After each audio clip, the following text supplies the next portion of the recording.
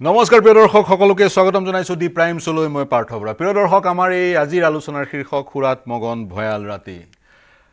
সকলোৱে গম পাইছে আপোনালোকে সুৰাৰ যি দাম সেই দাম হ্ৰাস পাব। 1 ছেপ্টেম্বৰৰ পৰা সুৰাৰ দাম হ্ৰাস পাব। ইতিমধ্যে আবকাৰী বিভাগে এখন জাননী জাৰি কৰিছে। সুৰাৰ দাম কিমান ক'ত হ্ৰাস পাব, বিয়াৰৰ দাম ক'ত হ্ৰাস পাব, হুইস্কিৰ দাম কিমান হ্ৰাস পাব, ৰামৰ দাম কিমান হ্ৰাস পাব, সকলো আমি গ্ৰাফিক্সৰ যোগেদি আপোনালোকক জনাম বা দিনটোৰ ভিতৰত আমি বহুবাৰ টেলিভিছনৰ পৰ্দাত সেইসমূহ দেখুৱাইছোঁ। গতিকে আপোনালোক চাগৈ অৱগত। কিন্তু প্ৰাসংগিক প্ৰশ্নটো, মাৰ্চ মাহত সুৰাৰ দাম বৃদ্ধি কৰা হৈছিলে, 15 ছেপ্টেম্বৰ 1 তাৰিখে সুৰাৰ দাম হ্ৰাস কৰা হ'ব। মাৰ্চ মাহত যি সুৰাৰ দাম বৃদ্ধি কৰা হৈছিল তাৰ পিছত ৰিপৰ্ট আহিছিল সুৰাৰ যি বিক্ৰী সেই বিক্ৰী কমিল। অৰ্থাৎ সুৰাৰ দাম বৃদ্ধি কৰাৰ পিছত ৰাজহত যি লাভ আহিব লাগিছিল সেই লাভ নাহিল নেকি, প্ৰাসংগিক প্ৰশ্ন। তাৰ সমান্তৰালে সুৰাৰ দাম হ্ৰাস পাইছে, কিন্তু পিঁয়াজ, আলু বা অন্যান্য অত্যাৱশ্যকীয় যি সামগ্ৰী সেই সামগ্ৰীবোৰৰ হুৰাহুৰে দাম বাঢ়িছে। এনে পদক্ষেপ, চৰকাৰৰ এনে পদক্ষেপ এই মুহূৰ্তত কিয়? প্ৰিয় দৰ্শক, আমাৰ অসমত প্ৰতিদিনে 10 কোটি টকাৰ সুৰা বিক্ৰী হয়, ৰাজহত 10 কোটি টকা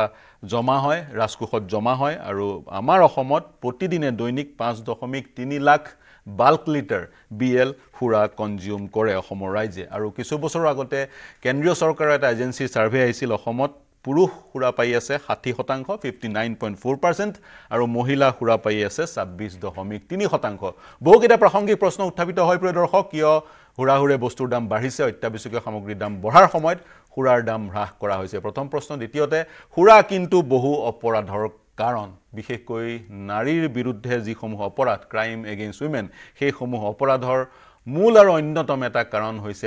সুৰাপান কৰি দুষ্কৃতিকাৰীয়ে, দুৰ্বৃত্তই তেনেধৰণৰ অপৰাধসমূহ কৰে। গতিকে এনেবোৰ প্ৰশ্ন আজিৰ তাৰিখত প্ৰাসংগিক। আলোচনা কৰিম খুবেই প্ৰাসংগিক এটা বিষয়। আমাৰ সৈতে ষ্টুডিঅ'ত উপস্থিত আছে সমাজকৰ্মী দেৱজিৎ গোস্বামী,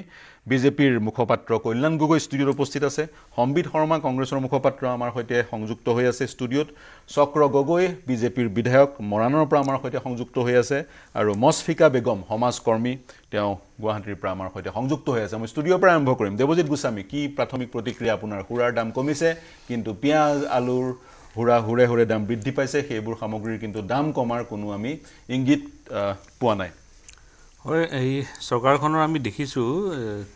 যেতিয়া 2016ৰ পিছৰ পৰা আমি দেখা পাইছোঁ যে সুৰাৰ যিটো মানে ইনকাম সেইটোত খুব গুৰুত্ব আহিছে। আগতে আমাৰ ড্ৰাই ডে আছিলে, ড্ৰাই ডেবিলাক লাহে লাহে উঠাই দিলে। 31 তাৰিখ আৰু 1 তাৰিখে যিহেতু মানুহে দৰমহা পাইছিলে, সেইদিনা ড্ৰাই ডে আছিলে, যাতে পইচাটো ওলাই নাযায়, ড্ৰাই ডেবিলাক উঠাই দিলে। টাইমিংছবিলাক কমাই দিলে। আপোনাৰ আগতে যদি 12টাত খুলিব পাৰে, এইটো আনি পেলাই 11টা কৰিলে। এনেকুৱা ধৰণৰ আহিলে। তাৰপিছত আহি গ'ল কি, যে সুৰাৰ দাম দেখিছে যে সাংঘাতিকভাৱে বৃদ্ধি হৈছে। মানে সুৰাৰ প্ৰচলনটো বৃদ্ধি হৈছে কাৰণে তাৰপিছত বহুত দাম বঢ়ালে। কিন্তু এইবাৰ বেকফায়াৰ কৰিলে। মানুহৰ বেকফায়াৰ কিয় হ'ল? কিয় এইটোৱে বুজাইছে যে মানুহৰ ইনকাম কমিছে। এইটো একে ডাইৰেক্টলি প্ৰপৰ্চনেল। আপোনাৰ ইনকাম কমিছে কাৰণে মানুহে সুৰাৰ মানে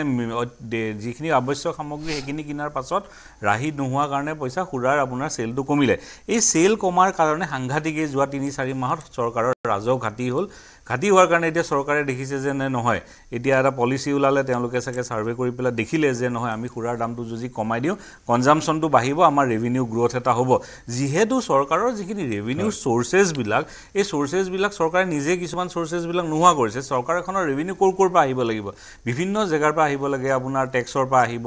আপোনাৰ মানুহৰ লেণ্ডৰ খাজানাৰ পৰা আহিব, আপোনাৰ মাৰ্কেটিঙৰ পৰা আহিব, ইণ্ডাষ্ট্ৰিয়েলাইজেশ্যনৰ পৰা আহিব। কিন্তু নাই, যিহেতু বাকী কোনোবিলাক আপোনাৰ অপৰচুনিটিজ, আজি ষ্টাৰ্টআপৰ ইণ্ডিয়াৰ কথা কয়, স্কিল ইণ্ডিয়াৰ কথা কয়, এইবিলাক যিহেতু নাবাঢ়িলে, মই আপোনাৰ প্ৰাৰম্ভিক কিন্তু এইটোৱে ক'ব বিচাৰিছোঁ যে এইটো খুব হঠকাৰী সিদ্ধান্ত। আকৌ দাম কমাই দিয়াৰ লগালগ আকৌ মানুহবিলাকে সুৰাৰ প্ৰতি যাব। আপুনি যিটো কথা ক'লে যে হয় ডমেষ্টিক ভাইলেঞ্চ বাঢ়িব, আমাৰ এনেই ডমেষ্টিক ভাইলেঞ্চ সাংঘাতিকভাৱে বৃদ্ধি হৈছে যোৱা কিছু বছৰ। এনেকুৱা আমি যদি দাম কমে, তেতিয়াহ'লে আমি খুব এটা নেগেটিভ আমি প্ৰতিক্ৰিয়া সমাজত দেখা, নেতিবাচক প্ৰতিক্ৰিয়া দেখা পোৱা যাব। কল্যাণ গগৈ ডাঙৰীয়া আমাৰ সৈতে উপস্থিত আছে ষ্টুডিঅ'ত। কল্যাণ গগৈ ডাঙৰীয়া, সুৰাৰ পৰা ৰাজহ চৰকাৰে সংগ্ৰহ কৰে, কেৱল অসমতেই নহয়, সমগ্ৰ ভাৰতবৰ্ষৰ প্ৰতিখন ৰাজ্যত সুৰাৰ পৰা ৰাজহ চৰকাৰে সংগ্ৰহ কৰে। কিন্তু বিজেপি শাসিত এখন ৰাজ্য গুজৰাট, 1961 চনত সুৰা নিষিদ্ধ কৰা হৈছিল, কিন্তু সেইখন ৰাজ্যততো আমি ৰাজহ ডেফিচিট হোৱা পৰিলক্ষিত কৰা নাই। গতিকে যদিও গুজৰাট বা অসমৰ কম্পেৰিজন নহয়, আপুনি কি মন্তব্য কৰিব বিচাৰিব? কেৱল সুৰাৰ যোগেদি ৰাজহ সংগ্ৰহৰ এক উপায় কৰি লৈছে নেকি চৰকাৰে? নহয়, সুৰা হয় এটা বিষয় যোৱাৰ পৰা ৰাজহ চৰকাৰে সংগ্ৰহ কৰে, তাৰ লগতে আৰু আছে ধৰক ট্ৰান্সপৰ্ট ডিপাৰ্টমেণ্টকে আদি কৰি আজিকালি ৰাজহ সংগ্ৰহৰ ক্ষেত্ৰত চৰকাৰৰ বিভিন্ন নতুন নতুন পদ্ধতিৰে ৰাজহ সংগ্ৰহ কৰে সুৰা তাৰ এটা প্ৰধান বিষয়বস্তু দেৱজিৎ গোস্বামী ডাঙৰীয়াই কিছু কথা কৈছে এই সম্পৰ্কত দাম বঢ়া টুটা লৈ পেলাই কিছু সকলো কথা মই দেৱজিৎ গোস্বামী ডাঙৰীয়াৰ লগত একমত হ'ব খোজা নাই যে সুৰা এইবাৰ কাৰণ এইবাৰ প্ৰথমবাৰৰ কাৰণে সুৰা যে নীতি সলনি হৈছে এইটো নহয় আগতেও চৰকাৰে দাম বাঢ়ে কমে এনেকুৱা ধৰণৰ চলি থাকে আৰু ৰাজহ সেই সময়ত কেনেধৰণকে সংগ্ৰহ হয় সেইটো চৰকাৰে নিৰীক্ষণ কৰি থাকে মই যিটো চৰকাৰ পক্ষৰ পৰা যিটো তথ্য পাইছোঁ সেই তথ্য অনুসৰি কথাটো এনেকুৱা হ'ল যে আপুনি যেনেকৈ কৈছে মাৰ্চ মাহত সুৰা দাম বাঢ়িছিলে বঢ়াৰ ফলত বিক্ৰীতকৈ কেনেধৰণৰ ঘটনাবিলাক ঘটিব ধৰিলে আপুনি জানে যে অসমখনত চাৰিওকাষে বিভিন্ন ধৰণৰ ৰাজ্য যেনেকৈ মেঘালয় আছে অৰুণাচলখনেও বিভিন্ন প্ৰায় 30% আমাৰ অৰুণাচলে ঘেৰি আছে গতিকে কি হৈছে এই বৰ্ডাৰ অঞ্চলবিলাকত যেতিয়া আমাৰ কিছুমান সকলো ব্ৰেণ্ড নহ'লেও কিছুমান ব্ৰেণ্ডৰ যেতিয়া দাম বাঢ়ি গ'ল বঢ়াৰ লগে লগে কি হ'ল অকণ বৰ্ডাৰ যিটো ইলিচিট ট্ৰেডটো বাঢ়িব ধৰিলে মেঘালয় ধৰিব ধৰিলে অবৈধভাৱে যিবোৰ যেতিয়া এই ট্ৰেডবিলাক আৰম্ভ হ'ল তাৰ লগে লগে কি হয় ৰাজহটো আমাৰ এটা লিকেজ বুলি যিটো ইংৰাজীত কোৱা হয় লিকেজ হোৱাৰ লগে লগে দেখিবলৈ পোৱা গ'ল যে এনেধৰণৰ যিটো অবৈধ যিটো বেহাৰ ফলত আমাৰ ৰাজহ সংগ্ৰহটোৰ অকণমান কমি আহিছে আৰু তাৰ ফলত এটা চৰকাৰে এটা সিদ্ধান্ত ল'লে যে এই যেনেকৈ কোৱা হৈছে যে কিছুমান ব্ৰেণ্ডত 22 টকা কিছুমান ব্ৰেণ্ডত 32 টকা এনেকৈ ধৰণৰ বিভিন্ন ব্ৰেণ্ডত কমাই দিয়াৰ লগে লগে এতিয়া দেখা পোৱা যাব যিটো অবৈধ যিটো ট্ৰানজেকশ্যনটো বৰ্ডাৰ ইন বিটুইন বৰ্ডাৰ চলি আছে যথেষ্ট কমিব আৰু সেইকাৰণে আৰু তেতিয়া ৰাজহটো এটা যেনেকৈ কোৱা হয় যে চৰকাৰৰ ৰাজহ সংগ্ৰহ কৰাৰ বিভিন্ন উপায় থাকে তাৰ ভিতৰত এটা বিষয় হৈ গৈছে হয়তো এটা বিষয় আমাৰ ৰাজ্যত এটা বিষয় সুৰা এটা প্ৰাসংগিক পইণ্ট আপুনি উত্থাপন কৰিছে মেঘালয়ৰ পৰা গুৱাহাটীৰ লোকে সুৰা ক্ৰয় কৰাৰ তেনেধৰণৰ প্ৰৱণতা এটা আমি দেখা পাওঁ কাৰণ মেঘালয়ত সুৰাৰ দাম কম সুৰাৰ দাম নিৰ্ধাৰিত হয় সুৰাত GST নালাগে সুৰাত নালাগে GSTৰ বিপৰীতে সুৰাত এক্সাইজ ডিউটি থাকে আৰু ভেট থাকে সুৰাৰ বটলত যিটো MRP সেই ধৰণে সেই MRPটো ফিক্স কৰা হয় তাৰ সমান্তৰালে কিন্তু সুৰা প্ৰস্তুত কৰিবলৈ যিবোৰ ইনগ্ৰেডিয়েণ্টৰ প্ৰয়োজন সেইবোৰ ইনগ্ৰেডিয়েণ্টত কিন্তু GST আছে গতিকে একাংশ সুৰা প্ৰস্তুত কৰা প্ৰতিষ্ঠানে ক'ব বিচাৰিছে বিয়েৰত যদি GST লগোৱা হয় তেতিয়া টুৰিজিম ইণ্ডাষ্ট্ৰিটো ডেভেলপ হ'ব গ্ৰ' কৰিব এক বিষয় আৰু তাৰ সমান্তৰালে নতুন যি গুৱাহাটীত বা অসমত সুৰাৰ নতুন নিৰিখ যি সুৰাৰ দাম আহিলে সেই দাম অনুযায়ী চাগৈ মেঘালয় আৰু অসমৰ মাজত কিছু ব্ৰেণ্ডত দামৰ পাৰ্থক্য 10 বা 15 টকা মানহে হ'ব এইটো মই ক'বলৈ পাহৰি গৈছিলোঁ দামৰ তাৰতম্যটোৰ কাৰণে দাম কমাই দিছে হয় মেঘালয়ত কম আমাতকৈ এই ব্ৰেণ্ডবিলাকৰ সেইকাৰণে কি হৈছে মানুহে অপশ্যন লয় মেঘালয়ত কাৰণ বৰ্ডাৰবিলাক আপোনাৰ কথাটো মই বুজিলোঁ হয় সেইকাৰণে দামৰ পাৰ্থক্যটো কমাই দিয়া হৈছে দামৰ পাৰ্থক্য যেতিয়া আমাৰ বাঢ়িছিলে তেতিয়া মেঘালয়ত সেই ব্ৰেণ্ডবিলাকৰ কম আমাতকৈ কম আছিলে সেই ব্ৰেণ্ডবিলাকৰ সেইকাৰণে কি হৈছে মানুহে অপশ্যন লৈছিলে আৰু তেতিয়া আৰু কিছুমানে কি হৈছে অবৈধ বেপাৰ কৰিছিলে মই চক্ৰ গগৈ আমাৰ সৈতে সংযুক্ত হৈ আছে ডাঙৰীয়া আপোনাৰ পৰা প্ৰতিক্ৰিয়া ল'ম কি ক'ব বিচাৰিব বহু কথা জড়িত হৈ আছে সুৰাৰ সৈতে কিন্তু সমাজৰ বহু সেই মই যি ধৰণে ক'লোঁ গাৰ্হস্থ্য হিংসাকে ধৰি ভাইলেন্স এগেইনষ্ট উইমেন ইত্যাদি বিষয়সমূহ জড়িত হৈ আছে গতিকে সুৰাৰ দাম হ্ৰাস কৰিছে চৰকাৰে শাসক দলে যিটো দলৰ আপুনি এগৰাকী বিধায়ক কিন্তু বস্তুৰ মূল্য বৃদ্ধি অত্যাৱশ্যকীয় সামগ্ৰীৰ দাম চৰকাৰে হ্ৰাস কৰিব পৰা নাই প্ৰথম কথা হ'ল কি মই সুৰা পান কৰা মানুহেই নহয় গতিকে মই সুৰাৰ বিষয়ে কথা পাতিবলৈ মোৰ আজি বৰ বেছি ইচ্ছা নাছিল কিন্তু মোৰ কেইবাগৰাকী চিনাকি মানুহ ইয়াতে থকা বুলি গম পাইহে মই ইয়ালৈ আহিছোঁ দুটামান কথা সুৰাৰ সম্পৰ্কত কিবা জানিম বুলি কিন্তু মোৰ অভিভক্তিটো এনেকুৱা ধৰণৰ যে এই যে দাম কমিল বা বাঢ়িল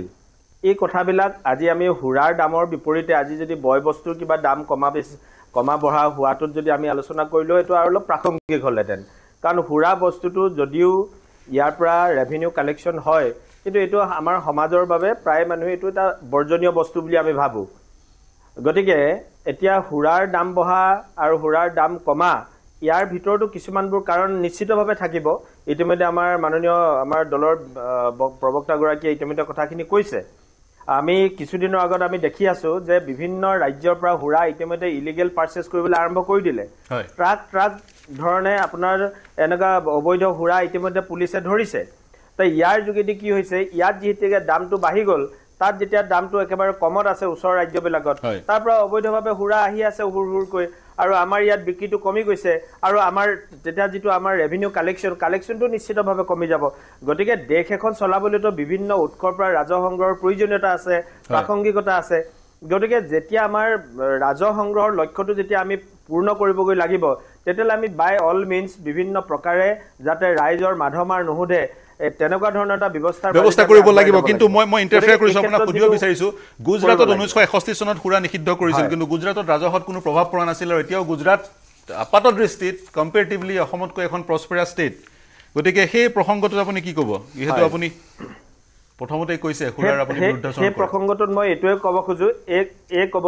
ক'ব খোজো যে আমি এতিয়াও গুজৰাটৰ ষ্টেজলৈ মানে পাবগৈ পৰা নাই অৰ্থনৈতিকভাৱে আমি গুজৰাটৰ যিটো স্তৰ সমগ্ৰ ভাৰতবৰ্ষত সেই স্তৰ আমি পাবগৈ পৰা নাই সেইকাৰণে আমি ভৱিষ্যতৰ দিনত আমিও মুখ্যমন্ত্ৰী ডাঙৰীয়াক বা আমাৰ চৰকাৰবিলাকক আমি আহ্বান জনাম যে পাৰিলে ভৱিষ্যতে আমিও তেনেধৰণে হুৰা বিক্ৰীটোৱে আমাৰ নাইকিয়া কৰি পেলাবগৈ লাগে টেক্স মানে আমি এইটো হুৰাৰ ওপৰত টেক্স লৈ কিবা কাম কৰাৰ কথা আমি ভাবিবগৈ নালাগে কিন্তু সেইটো ভৱিষ্যতৰ দিনত লাহে লাহে কৰিব লাগিব সেইটো একেদিনাই আপুনি চাৰিওকিখন দুৱাৰ যদি বন্ধ কৰি দিয়ে আমাৰ ৰাজহ সংগ্ৰহ ক'ৰ পৰা হ'ব তো ৰাজহ দেশখন ৰাজ্যখন চলাবলৈতো আমাক ৰাজহ লাগিবই কাৰণ বিভিন্ন ধৰণৰ কল্যাণমূলক আঁচনিবিলাক উন্নয়নমূলক আঁচনিবিলাক ৰূপায়ণ কৰিবলৈ হ'লে আমাক কোটি কোটি টকাৰ প্ৰয়োজন আছে গতিকে গুজৰাটৰ অৰ্থনৈতিক স্তৰটো আমি যিহেতুকে চুবগৈ এতিয়াও পৰা নাই গতিকে তাৰ কাৰণে গুজৰাটৰ লগত খোজ মিলাবলৈ আমি কিছুদিন ৰ'ব লাগিব তাৰ কাৰণে নিশ্চয় আমি অপেক্ষা কৰিব লাগিব প্ৰথম কথা চৰকাৰক ৰাজহ লাগিবই আৰু সুৰা বিক্ৰী কৰি চৰকাৰে ৰাজহ সংগ্ৰহ কৰে ভাৰতবৰ্ষৰ কেইখনমান বিহাৰ গুজৰাটক বাদ দি বাকি সকলো ৰাজ্যতে সুৰাৰ পৰা ৰাজহ সংগ্ৰহ কৰে ৰাজ্য চৰকাৰসমূহে আৰু সুৰাৰ বিক্ৰীৰ সম্পূৰ্ণ এখতিয়াৰ তাৰ পৰা যিসমূহ টেক্স সেইসমূহ টেক্স প্ৰত্যক্ষভাৱে ৰাজ্য চৰকাৰে লাভ কৰে এতিয়া মই কংগ্ৰেছৰ প্ৰতিনিধিগৰাকীৰ ওচৰলৈ আহিম শৰ্মা ডাঙৰীয়া সুৰাৰ বিক্ৰী কৰি অসমে ৰাজহ সংগ্ৰহ কৰিবই লাগিব কংগ্ৰেছৰ দিনতো সংগ্ৰহ কৰি আছিল এতিয়াও সংগ্ৰহ কৰি আছে কিন্তু প্ৰাসংগিক কিছুমান কথা আছে মূল্য বৃদ্ধি পিঁয়াজৰ দাম কিমান হ'ল আকাশ লংঘী পিঁয়াজৰ দাম নহৰুৰ দাম অন্যান্য অত্যাৱশ্যকীয় সামগ্ৰীসমূহৰ দাম বৃদ্ধি পাইছে সেইসমূহ হ্ৰাস কৰিব পৰা নাই কিন্তু সুৰাৰ দাম হ্ৰাস কৰা হৈছে কি প্ৰতিক্ৰিয়া প্ৰকাশ কৰিব বিৰোধী দলৰ সদস্য হিচাপে চাওক এই দুৰ্ভাগ্যজনক এটা পৰিস্থিতি যে আমাৰ বিধায়ক এজনে কয় যে আমি ৰেভিনিউ জেনেৰেট কৰিবৰ কাৰণে এই ধৰণৰ ব্যৱস্থা ল'বই লাগিব এতিয়া কথাটো হ'ল যে ৰেভিনিউ জেনেৰেশ্যনৰ চ'ৰ্চ এটা মেজৰ চ'ৰ্চ গৈ পেলাই সুৰা হৈছে এইখন ৰাজ্যত আমি চাওক পৰিসংখ্যাত ওলাইছে যে প্ৰায় 60% পুৰুষে ৰেগুলাৰলি মদ খায় মহিলা প্ৰায় 26% তাৰমানে গোটেই আমাৰ ৰাজ্যৰ এই পৰিসংখ্যাটো যদি আমি ইয়াত বহি পেলাই চাওঁ এবাৰ চিন্তা কৰোঁ তেতিয়াহ'লে সুৰাৰ কি ধৰণৰ প্ৰসাৰ হৈছে সেইটো এটা সামাজিক আৰু সুৰাৰ এই ধৰণৰ প্ৰসাৰেই এটা জেনেৰেশ্যন কিন্তু নষ্ট হোৱাৰ পৰ্যায়লৈ গৈ আছে চৰকাৰে এই গোটেই পৰিৱেশটো আচলতে আজি কিছু বছৰৰ পৰা চাওক চৰকাৰে কিন্তু অকল সুৰাৰ যে দামৰ লগত খেলি আছে সদায় ৰেভিনিউৰ ওপৰত কনচেনট্ৰেট কৰি পেলাই তেনেকুৱা নহয় সুৰাৰ ষ্টলবিলাকৰ পৰাও যিটো ৰেভিনিউ কালেক্ট কৰে যিটো আপোনাৰ ফি থাকে এনুৱেল সেইটো ইনক্ৰিজ কৰিছে বাৰবিলাকৰ ফিও ইনক্ৰিজ কৰিছে ঠায়ে ঠায়ে বাৰৰ লাইচেঞ্চ য'তে ত'তে দিছে লাইচেঞ্চ ফি বৃদ্ধি কৰিছে নতুনকৈ সুৰা বিপণীবিলাক দিছে তাৰ মানে চৰকাৰৰ এটা মেজৰ কনচেনট্ৰেশ্যন হৈছে ৰেভিনিউ জেনেৰেশ্যনৰ এইটো কিয় কৰিবলগীয়া হৈছে চৰকাৰে এই কামটো এতিয়া চাওক আপুনি এই মূল্য বৃদ্ধিৰ কথাটো অকণমান আগতে বিধায়কজনে ক'লে এতিয়াতো চিম্পুল কথা আপোনাৰ একেবাৰে ন্যূনতম যিটো ৰেগুলাৰ ব্যৱহাৰ্য যিটো বস্তু আপোনাৰ খোৱা বস্তুৰ পৰা লৈ পেলাই চাউলৰ পৰা দালিৰ পৰা লৈ পেলাই সকলোতে GST লগাই পেলাই এক প্ৰকাৰে চৰকাৰে টেক্সটো কালেক্ট কৰিছে কাৰণ তাৰ বাহিৰে উপায় নাই এতিয়া ইয়াত আৰু এটা কথা আপুনি চাব যে যিটো GST কালেকশ্যন হৈছে তাৰ চেণ্ট্ৰেল গভৰ্ণমেণ্টে কৰা GST কালেকশ্যনটো ষ্টেটবিলাকলৈ দিয়া কিমান সোনকালে ট্ৰান্সফাৰ কৰিছে সেই লৈ পেলাই যিবিলাক ষ্টেটত বিজেপি চৰকাৰ নাই সেইবিলাক ষ্টেটৰ অৱস্থাটো একেবাৰে বেয়া আপুনি ক'ব বিচাৰিছে এতিয়া নহয় তাত আৰু এটা চাব দেই এই চৰকাৰৰ আপুনি কণ্ট্ৰাডিকশ্যন চাব এওঁলোকে মুখেৰে কয় এটা কৰে এটা আপোনাক মই কৈছোঁ যে কৰ্পৰেট টেক্সটো 14 চনলৈ আছিল 33% টোটেল কৰ্পৰেট টেক্স 19 চনত কমাই আনি পেলাই 23% কৰিলে তাৰ পৰা আমাৰ দেশৰ ৰেভিনিউ প্ৰায় 1 লাখ কোটি টকাৰ ওপৰত এভৰি ইয়াৰ লছ কৰি আছোঁ সেইটো কম্পেনচেট কৰিবৰ কাৰণে দৰবত দাম বঢ়াইছে দৰবত আপুনি চাওকচোন এক্সাইজ ডিউটি লৈ পেলাই প্ৰায় 40%ৰ ওচৰ দৰবৰ ওপৰত টেক্স লাগি আছে আজি প্ৰত্যেকটো দৰবৰ দাম বাঢ়িছে যোৱা 8-10 বছৰৰ পৰা এতিয়া আৰু এটা বস্তু চাব এই যে কৰ্পৰেট টেক্সটো কমাই দিলে এটা যুক্তি কি আছিল চাব সব ৰিলেটেড কথা কিন্তু দেই এটা যুক্তি এইটো আছিল চৰকাৰৰ যে আমি কৰ্পৰেটক অলপ সকাহ দিলে কৰ্পৰেটে ইনভেষ্টমেণ্ট কৰিব দেশৰ ওপৰত আৰু এমপ্লয়মেণ্ট জেনেৰেট হ'ব ইনভেষ্টমেণ্ট আহিলে ৰেভিনিউ ইনভেষ্টমেণ্ট হ'লে দেশত প্ৰডাকশ্যন বাঢ়িব সেই চাইকেলটো ইম্প্ৰুভ হ'ব কিন্তু দেখা গ'ল যে 19ৰ পিছৰ পৰা কৰ্পৰেট ইনভেষ্টমেণ্ট আমাৰ দেশত একেবাৰেই কমি গ'ল যেনেকৈ FDI কমিছে কৰ্পৰেট ইনভেষ্টমেণ্ট কমিছে এতিয়া প্ৰব্লেমটো হৈছে ক'ত এই কেইটামান বনিয়া গোষ্ঠীৰ হাতত গোটেই দেশখন যেতিয়া গতাই দিয়া হ'ল প্ৰত্যেকটো ছেক্টৰ আপুনি চাওক আপুনি চিমেণ্টৰ ছেক্টৰত কি ধৰণৰ আদানীৰ আগ্ৰাসন আপুনি চাওক টেলিকম ছেক্টৰত কি ধৰণৰ আম্বানীৰ আগ্ৰাসন বাকী গোটেই প্লেয়াৰবিলাক আউট হৈ গ'ল এতিয়া আপুনি মই আপোনাক কওঁ যে এই এতিয়া মাজতে ইকনমিকেল ছাৰ্ভে এটা ৰিপৰ্টত ওলাইছে বৰ ইম্পৰ্টেণ্ট কথা মই কৈ ইকনমিকেল ছাৰ্ভে এটা ৰিপৰ্টত ওলাইছে যে অন্য কৰ্পৰেটে ইনভেষ্ট কৰিব নোখোজে কাৰণ দেশত 4-5টামান কৰ্পৰেটে এই ধৰণৰ আগ্ৰাসন হৈছে তেওঁলোকৰ যে তেওঁলোকে নতুনকৈ ইনভেষ্ট কৰিবলৈ বাকীবিলাক কৰ্পৰেটে বেয়া পায় যাৰ কাৰণে যোৱা 8-10 বছৰৰ পৰা 8 লাখৰ ওপৰত মানুহে দেশৰ পৰা ইমিগ্ৰেট কৰিছে তেনেধৰণৰ ব্যাখ্যাটা আপুনি আগবঢ়াইছে আমি পুনৰ কিন্তু বিষয়টোলৈ ঘূৰি আহিব বিচাৰিছোঁ চৰকাৰে সুৰাৰ দাম বঢ়াইছিলে ৰাজকোষ সমৃদ্ধ কৰিবলৈ কিন্তু পুনৰ সুৰাৰ দাম কমাবলগীয়া হ'ল প্ৰাসংগিক বহুকেইটা প্ৰশ্ন সুৰাৰ দাম কমালে সুৰাৰ বিক্ৰী বাঢ়িব সুৰাৰ বিক্ৰী বাঢ়িলে সেই ধৰণৰ যিবোৰ ভাইলেন্স সংঘাত দেখা পোৱা যায় সমাজত সেই সংঘাত বৃদ্ধি হ'ব মোৰ সৈতে আছে সংযুক্ত হৈ আছে মছফিকা বেগম বাইদেউ আপোনাৰ পৰা প্ৰতিক্ৰিয়া জানিব বিচাৰিম সুৰাৰ সন্দৰ্ভত দাম কমিল সুৰাৰ কিন্তু অত্যাৱশ্যকীয় সামগ্ৰীৰ দাম বৃদ্ধি হোৱা নাই সুৰাৰ দাম কমাৰ বহুকেইটা যুক্তি ইতিমধ্যে শাসক পক্ষৰ প্ৰতিনিধি কেইগৰাকীয়ে দিছে কিন্তু সমান্তৰালে এটা মেজৰ কনচাৰ্ণ এটা চিন্তা কৰিবলগীয়া চিন্তনীয় বিষয় হৈছে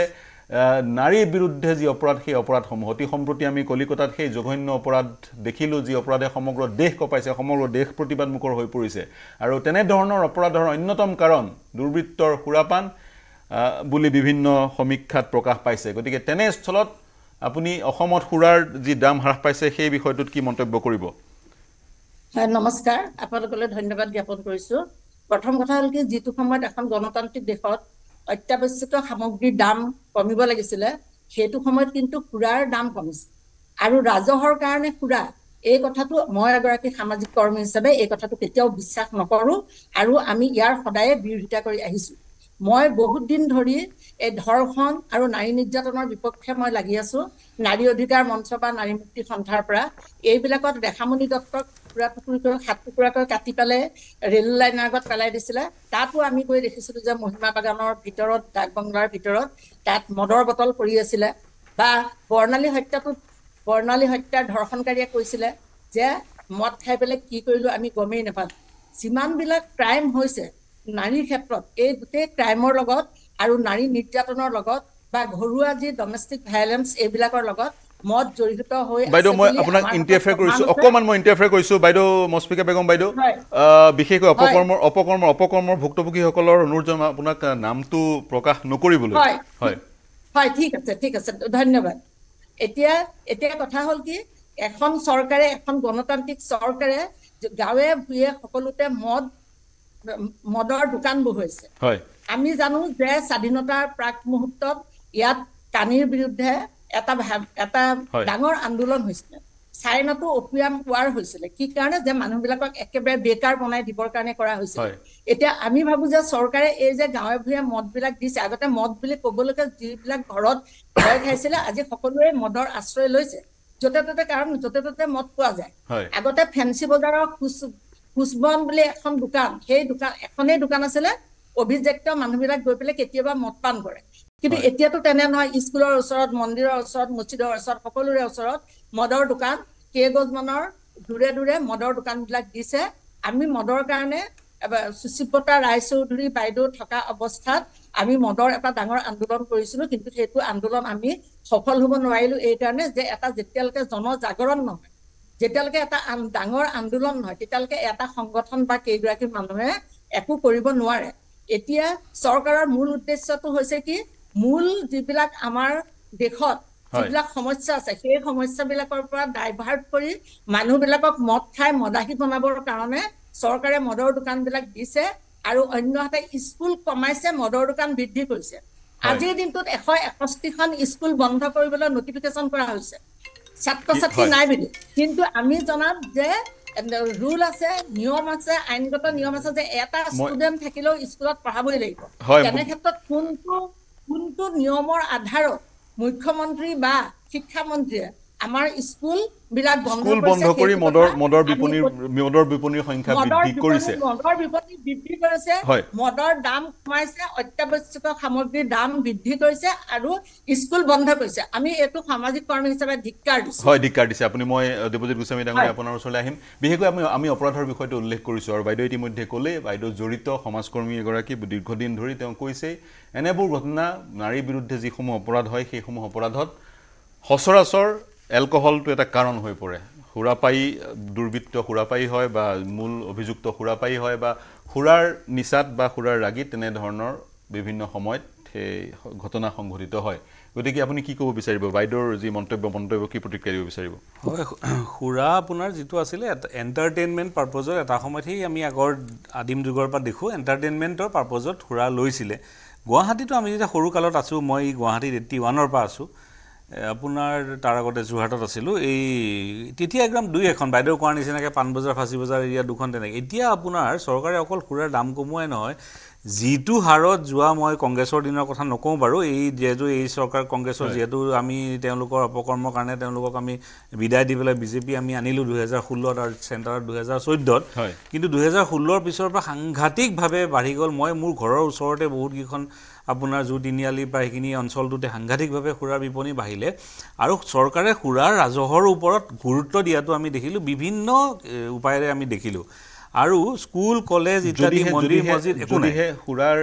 সুৰাৰ পৰা ৰাজহৰ কথাটোত গুৰুত্ব দিয়া নহয় অসমত অৱকাশ কি আছে অন্যান্য সোৰ্চেছ কি আছে প্ৰথম কথা হ'ল এখন ৱেলফেয়াৰ ষ্টেটত এইটো খুব লাজ লগা কথা নিন্দনীয় কথা যে সুৰাৰ ৰাজহৰ প্ৰতি একচুৱেলি সেইটো মানে এজেণ্ডাত আহিবই নালাগে বিজেপি MLA গৰাকীয়ে যিটো কৈছে যে আমি বিভিন্ন উৎসৰ পৰা আমি ৰাজহ কালেক্ট কৰিব লাগিব ডেফিনেটলি কৰিব লাগিব অসমৰ নিচিনা এখন চহকী নেচাৰেল ৰিচোৰ্চেছ য'ত আমাক অইল গোটেই ক'লোতো ভাৰতবৰ্ষৰ কেইখন জেগাত আপোনাৰ অইল আছে আমাৰ আজি 3 মিলিয়ন মেট্ৰিক টন অইল অসমত প্ৰডিউচ হৈ আছে সেইখিনি আমাৰ ৰিফাইন কৰিবৰ কাৰণে আমাৰ ৰিফাইনেৰী আছে হিউজ ৰেভিনিউ আমি পাই আছোঁ অইলৰ বণ্ডৰ পইচাখিনি যদি সময়মতে পাওঁ চাহৰ যিখিনি আমি ৰয়েলটি যিখিনি আমি সময়মতে পাওঁ আৰু আমাৰ যিখিনি ফৰেষ্ট প্ৰডিউচ আমাৰ পানী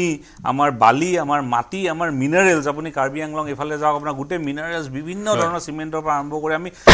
500 বছৰতো আমি শেষ কৰিব নোৱাৰা আমাৰ ইয়াত আপোনাৰ ভগৱানে আমাক আপোনাৰ নেচাৰে আমাক দি থৈছে কিন্তু আমাৰ এইবিলাকত কোনো গুৰুত্ব নাই সেইবিলাকক চিণ্ডিকেট কৰি পেলাই চলাব দি দিয়ে আপুনি মিনাৰেল ডিপাৰ্টমেণ্টক যাওক আপোনাৰ তেওঁলোকৰ হেৰি চাওকচোন ৰেভিনিউ চাওকগৈ একো নাই আজি আপোনাৰ ফৰেষ্ট ডিপাৰ্টমেণ্টৰ ৰেভিনিউ চাওক কিন্তু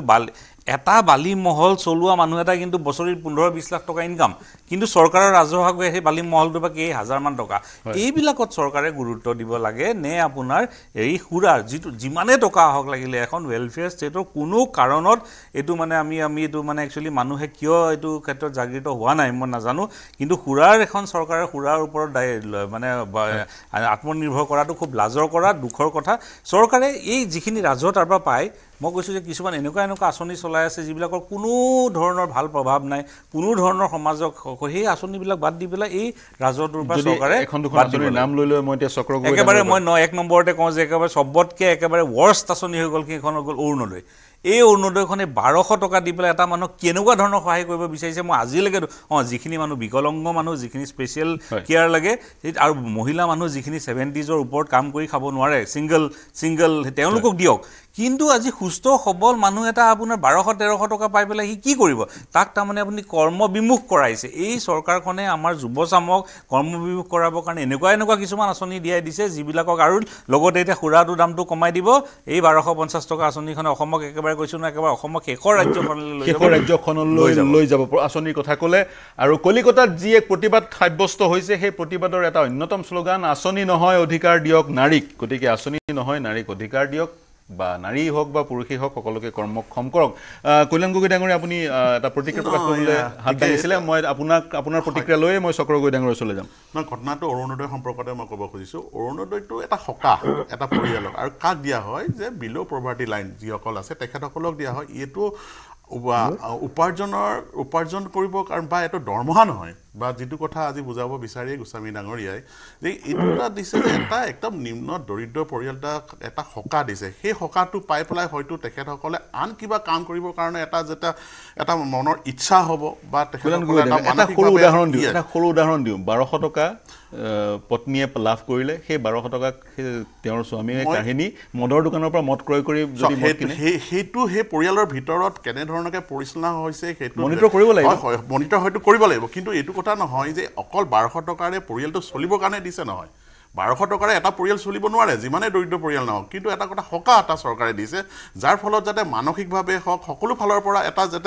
এটা মনোবল এটা পায় সেই পৰিয়ালটোৱে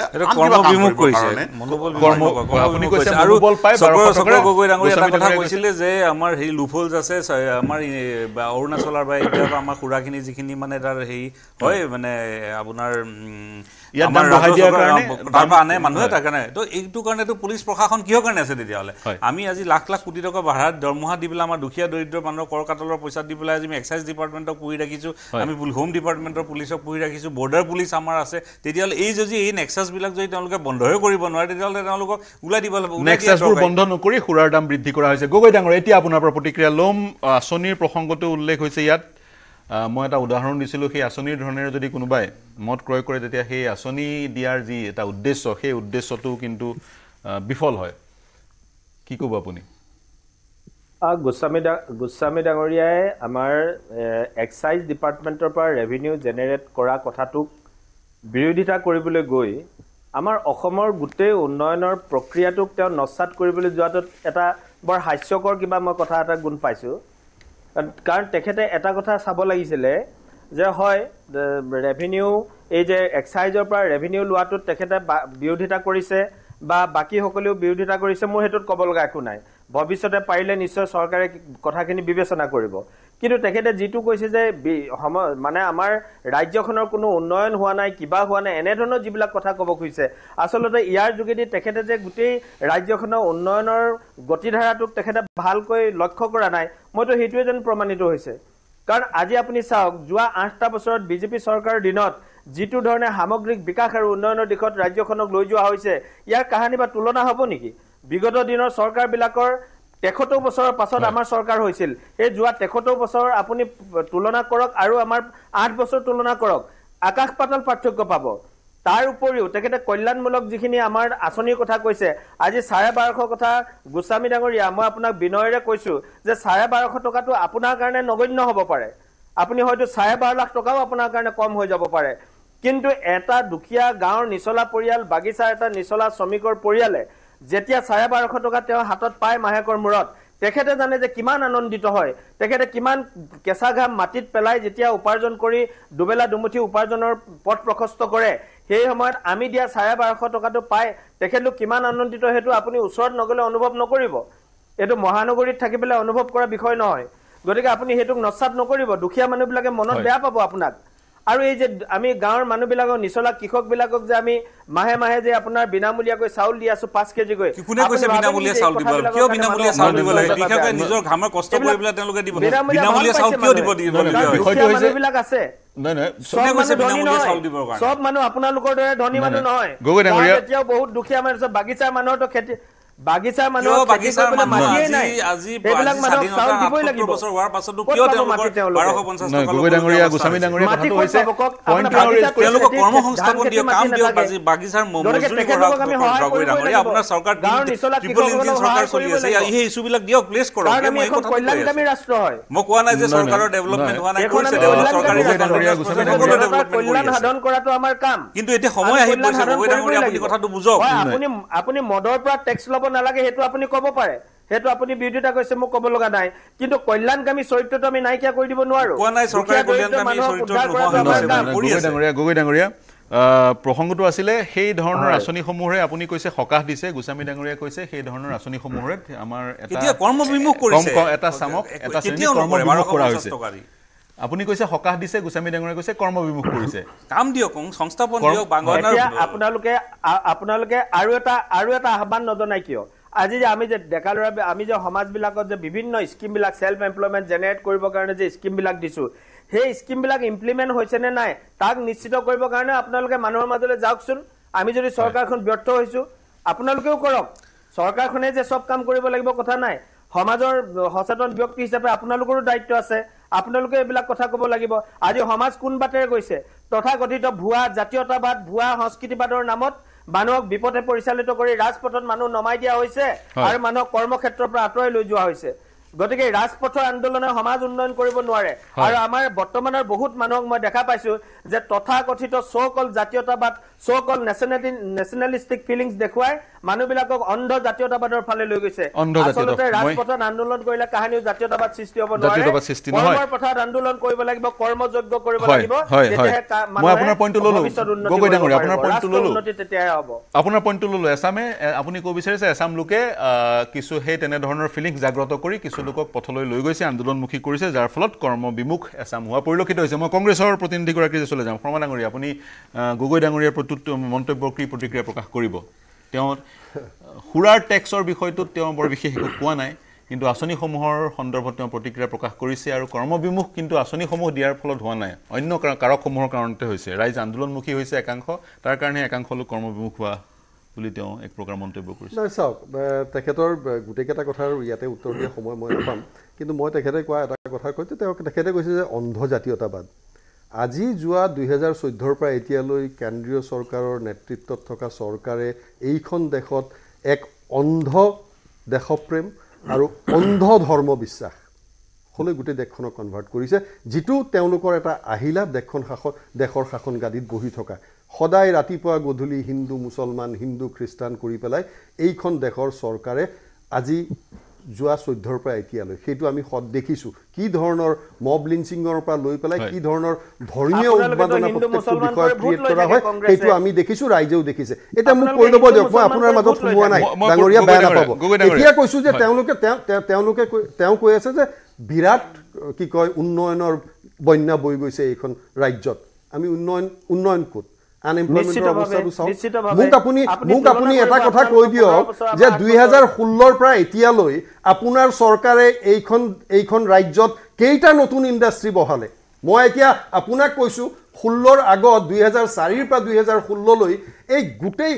ইকনমিক্যাল পলিচিটোৰ কাৰণে য'ত নৰ্থ ইষ্টক আপোনাৰ কি কয় স্পেচিয়েল কেটেগৰীত ৰখা হৈছিল সেইটোৰ ওপৰত বেছ কৰি পেলাই গোটেই সিমেণ্ট ইণ্ডাষ্ট্ৰীৰ পৰা লৈ পেলাই ইয়াত আপোনাৰ ষ্টিল ইণ্ডাষ্ট্ৰীৰ পৰা লৈ পেলাই কি কেইখন হ'ল আপুনি হিচাপ কৰক তাৰ পৰাই ষ্টেটে ৰেভিনিউ জেনেৰেট কৰি আছে কিন্তু মূল কথাটো হ'ল যে আপোনালোকৰ চৰকাৰ 14 চনত বিজেপি চৰকাৰ অহাৰ পিছৰ পৰা স্পেচিয়েল আপোনাৰ এই ষ্টেটাছটো কিয় উদ্ৰ কৰিলে আপোনালোকে আজি অসমৰ আনএমপ্লয়মেন্টৰ অৱস্থাটো কিয় আপোনালোকৰ চৰকাৰে যোৱা 8 বছৰে কিমান লাখ কোটি টকা লোন ললে কওকচোন আপোনালোকৰ চৰকাৰে যোৱা 8 বছৰে কিমান আমাৰ এই কি কয় ৰেগুলাৰ টেক্স বিলাক বঢ়ালে কিমান আপুনি মিউনিসিপালিটি ট্যাক্স বঢ়ালে কিমান ল্যান্ড ৰেভিনিউ ট্যাক্স বঢ়ালে মোক এতিয়া আপুনি কক যে ডেভেলপমেন্টৰ কথা কৈছে মোক কক আপুনি যে আপোনালোকৰ এই চৰকাৰে যি কেখন মেডিকেল কলেজ কৰিলে যি কেখন ইউনিভাৰ্সিটি কৰিলে তাত ফেকাল্টি আৰু টেকনিক্যাল মানুহৰ তাত ইনফ্ৰাষ্ট্ৰাকচাৰৰ পজিশনটো কি আপোনালোকে ডেভেলপমেন্টৰ কথা কয় মোক আপোনালোকে কক যে এই যে আপোনাৰ নেশনাল হাইৱেটো কিমান আগবাঢ়িলে নগাঁৱৰ পৰা আগত কি স্থিতি বাকি বিলাক ঠাইত আপোনাৰ ৰাস্তাৰ কথা নকও আপোনালোকে উন্নয়নৰ কথা কয় যি কেইজন ঠিকাদাৰে চৰকাৰক কাম কৰি দিলে সেই ঠিকাদাৰক আপোনালোকে 5000 কোটি টকা দিবলৈ বাকি আছে আপোনালোকে উন্নয়নৰ কথা কয় হয় মই আপোনালোকে কিমান ডক্টৰ এপইন্ট কৰিছে মেডিকেল কলেজ বিলাকক কিমান ফেকাল্টি এপইন্ট কৰিছে ডেফিচিয়েন্সি চলি আছে আপোনালোকে উন্নয়নৰ কথা কয় স্কুল টিচাৰৰ অৱস্থাটো কি আপোনালোকে উন্নয়নৰ কথা কয় আপোনালোকক মই কৈছো 5000 কোটি টকা হয় মই প্ৰতিক্ৰিয়া লৈ লম গগৈ ডাঙৰীয়া প্ৰতিক্ৰিয়া দিব লাগিব মই বিৰোধী ল'ব লাগিব বিৰোধী ল'ব লাগিব শৰ্মা ডাঙৰীয়া হয় এটা গগৈ ডাঙৰীয়া কক এতিয়া হস্পিটেলত দৰব নাছিল আপোনালোকৰ নাৰ্ছ নাছিল কক গগৈ ডাঙৰীয়া কক হেতু কব গগৈ ডাঙৰীয়া প্ৰতিক্ৰিয়া আপোনালোকৰ দিনত মই যিটো সমষ্টিক বিলং কৰি আছো সেই সমষ্টিটোলৈকে আপুনি এবাৰ আহি চাই যাবই 400 কিলোমিটাৰ ৰাস্তা বনাইছো যোৱা 8টা বছৰ আপোনালোকৰ 400 কিলোমিটাৰ ৰাস্তা এই পৰিসংখ্যান বিলাক যে আপোনালোকে কৈ দিয়ে 400 কিলোমিটাৰ 4000 কিলোমিটাৰ আমি প্ৰতিক্ৰিয়া লৈ আছো মই প্ৰতিক্ৰিয়া লৈ আছো শৰ্মা ডাঙৰীয়া শুনি লওক আপুনি শুনি লওক স্যাৰ আপোনালোকৰ মাজত মেলি দিছিলে আৰু আপোনালোকে উন্নয়নৰ কথা কি কব আপোনালোকৰ দিনত কেৱল দালাল দুৰ্নীতি ভ্ৰষ্টাচাৰ চাৰিওফালে কেৱল সেইবিলাকে আছিল কেৱল লুণ্ঠন আছিল আপোনালোকৰ আজি আপোনালোকে মদৰ পৰা লোৱা টেক্সৰ কথা কৈ আছে আজি ডাঙৰ কৈ আপোনালোকৰ তাত বিলাসী বিলাস বহুল যিবিলাক আপোনালোকে মদ খোৱা যিবিলাক দোকান আছে দোকানবিলাক কোনে খুলিলে মদ প্ৰত্যেকগৰাকী বিধায়কৰ হাতে হাতে 2-3খনকৈ মদৰ দোকান কোনে ললে এই দোকানবোৰ কোনে দিছিলে আজি আপোনালোকে আমাৰ হাতত আমাক মুখ সুধিব নেকি মোক এখন বিলাতী মদৰ দোকান আছে মোৰ এখনো নাই মই নিজেও নাখাম মই মদৰ দোকানো নলওঁ কিন্তু আপোনালোকৰ বিধায়ক মন্ত্ৰীৰ হাতে হাতে কিমান ডাঙৰ ডাঙৰ মদৰ দোকান কিমান ডাঙৰ ডাঙৰ ৰেষ্টুৰেণ্ট য'ত মদৰ কেৱল খেলা চলে গতিকে সেই কথাবিলাক আপোনালোকে কৈ লাভ নাই আপোনালোকে নিজে কি কৰিলে হেতু ক'ব আমাৰ দিনত কি হল আপুনি নিজে ৰাস্তালৈ যাওক গাঁৱলৈ যাওক চবফালে যাওক আপুনি দেখিব এনএসআই দিছিলে গগৈ ডাঙৰীয়া মই আপোনাক এৰিব লাগিব মই এটা বিৰতি ল'ব লাগিব হয় গগৈ ডাঙৰীয়া আপুনি প্ৰতিক্ৰিয়া প্ৰকাশ কৰিলে মই এটা বিৰতি ল'ব লাগিব বিৰতিৰ পিছত পুনৰ এই আলোচনা আগবঢ়াই লৈ যাম আমাৰ মূল বিষয় আছিলে অসমত মদৰ দাম হ্ৰাস কৰা হৈছে 1 ছেপ্টেম্বৰৰ পৰা মদৰ দাম হ্ৰাস কৰা হৈছে মদৰ পৰাই ৰাজহ যি চৰকাৰে সংগ্ৰহ কৰে সেয়া অন্যতম ৰাজহ সংগ্ৰহৰ আহিলা নেকি এক অন্যতম প্ৰশ্ন দাম বাঢ়িছে অত্যাৱশ্যকীয় সামগ্ৰী কিন্তু মদৰ দাম হ্ৰাস কৰা হৈছে তাৰ সমান্তৰালে মদ কিন্তু যি অপৰাধ হয় বিশেষকৈ নাৰী বিৰুদ্ধে যিবোৰ অপৰাধ হয় সেইবোৰ অপৰাধৰ অন্যতম কাৰণ বুলি বিভিন্ন সমীক্ষাত বিবেচিত হৈছে মদ স্বাস্থ্যৰ কাৰণে হানিকাৰক প্ৰথম কথা পুৰুষৰ কাৰণেও হানিকাৰক মহিলাৰ কাৰণেও হানিকাৰক মদ তাৰ সমান্তৰালে মদে গ্ৰাহস্থ যি হিংসা সেই হিংসা বৃদ্ধি কৰে আৰু আন যি অপৰাধমূলক কাম কাজ সেইবোৰতো উজান দিয়ে গতিকে মই এটা বিৰতি ল'ম বিৰতিৰ পিছত মই বেগম বাইদেউৰ ওচৰলৈ যাম ইয়াৰ প্ৰতিকাৰ কি যুৱ প্ৰজন্ম যি ধৰণে মদৰ প্ৰতি আকৃষ্ট হৈছে সেই প্ৰক্ৰিয়াটোক বন্ধ কৰিবলৈ কি ইয়াৰ প্ৰতিকাৰ সেই বিষয়ে তেওঁৰ পৰা জানিম এই মুহূৰ্তলৈ এটা বাণিজ্যিক বিৰতি শীঘ্ৰে ঘূৰি আহিম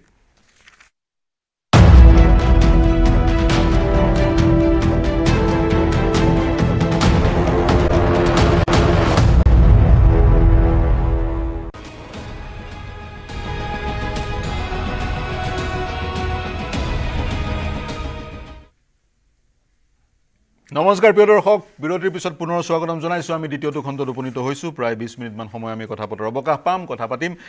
খুৰাৰ দাম হ্ৰাস কৰাৰ কথা পাতি আছিলো বেগম বাইদেউ মছফিকা বেগম বাইদেউ পুনৰ আপোনাৰ ওচৰলৈ যাব বিচাৰিম খুৰাৰ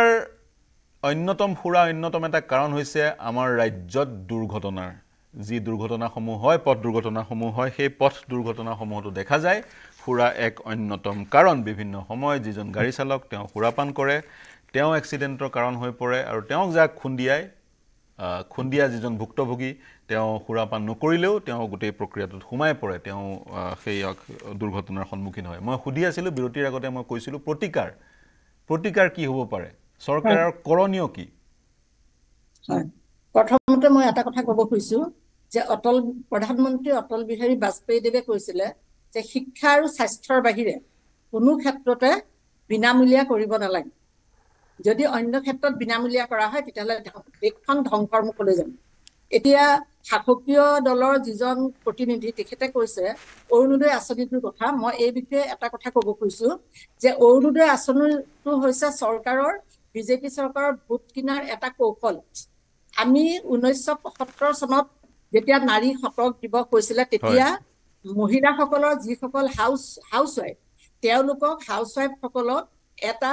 মজুৰি দিয়াৰ কথাটো নাইৰোবিত যিখন মিটিং হৈছিলে সেই মিটিঙত এটা সিদ্ধান্ত লোৱা হৈছিলে যে প্ৰতিখন দেশৰ চৰকাৰে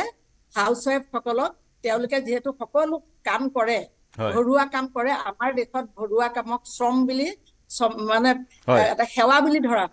সেৱা বুলি নধৰি পালে বা মানুহগৰাকী সেৱিকা নাম দিয়া হৈছে সেৱিকা বুলি কৈ অত্যাচাৰ কৰাতকৈ তেওঁলোকক যদি প্ৰতিখন দেশে যদি তেওঁলোকক এটা দৰমহা দিয়ে তেতিয়াহ'লে তেওঁলোকৰ সন্মানটো ৰক্ষা হ'ব